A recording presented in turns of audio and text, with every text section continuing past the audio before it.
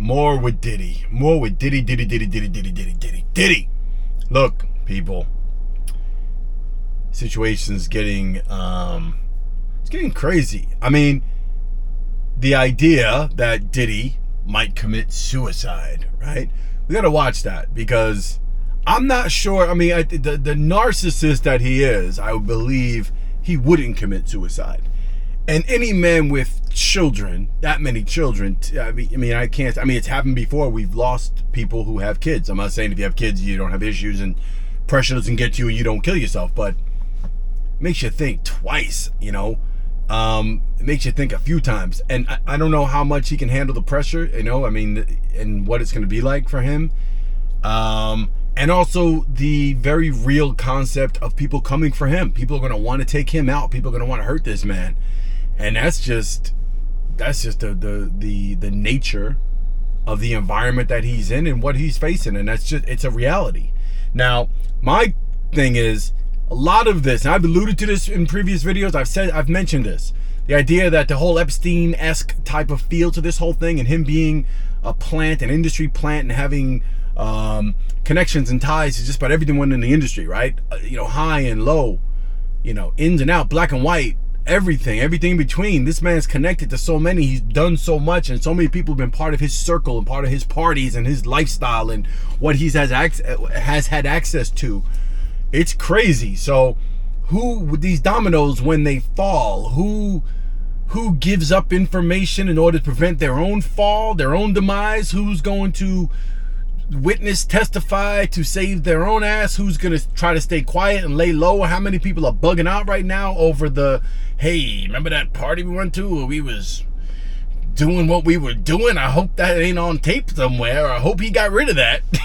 Like, there's people probably pooping in their pants at this point, thinking about were they caught up in any of that. Like J-Lo back in the day, Aaliyah, rest in peace, right? Like all these, there were pictures circulating recently with, you know, from one of his 4th of July parties back in the day. And you had Aaliyah and I think Busta was there and J-Lo at the time and Dame Dash and all them and all these different, you know, Andre Harrell's in that picture with the bed and the pillows and stuff. And there's a 4th of July white party out in the Hamptons that he did annually. And God knows how much freak off and things took place and who's on camera saying what, doing what, under the influence. These are human beings. Let's also remember that, right? So, and I'm putting aside all of the like illegal stuff, right? Like the idea that people were prostitutes or flown in, and the idea that drugs were given to people to do things, right? I'm putting all that aside. I'm talking about just the celebs and the people who have their wits about them, who also are human beings, who are freaks. Some of them are freaks. Some of them are probably freakier than Diddy. We don't know how much of a freak J-Lo is. We don't know how much of a freak this one is or was, right?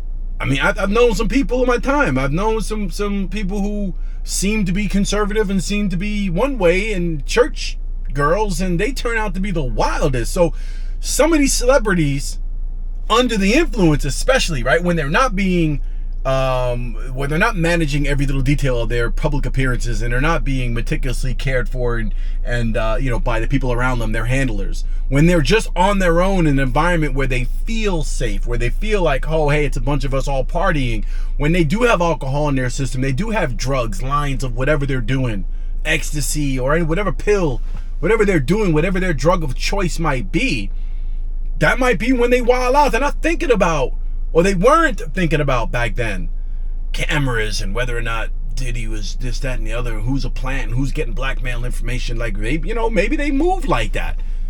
It could happen. So these people, a lot of these people are probably, like I said, pooping in their pants. And I wonder to what extent the dominoes fall and who goes down with what and how this is all going to play out. It's going to be very interesting. It's going to be a lot of news and a lot of things. I don't think it's going to be quiet anytime soon. So stay tuned for me. I'll just keep posting up on it because it seems like every other day I have a new thought on it. Now, I am going to do a much longer video. I want you to stay tuned for this, where I'm going to discuss some pedophile rings and some blackmail and sex scandals in history, right? There's a couple of books I want to reference in that, a couple of things I want to put you on to, I want to school you on if you don't know about it already. I want to show how this all ties in together with the possible, how it possibly ties in with Diddy and how Diddy could be in a similar situation. I want to talk about that. So we are going to do that, and I look forward to doing that with y'all. So stay tuned. Time to Talk podcast. We'll get into it soon, all right? In the meantime, I mean, hey, look at the other videos, see what's going on. Hey, keep me posted in the comments. Let me know what you think. And subscribe, like the video, do all that good stuff, because I appreciate that. And I'll talk to you soon. Peace.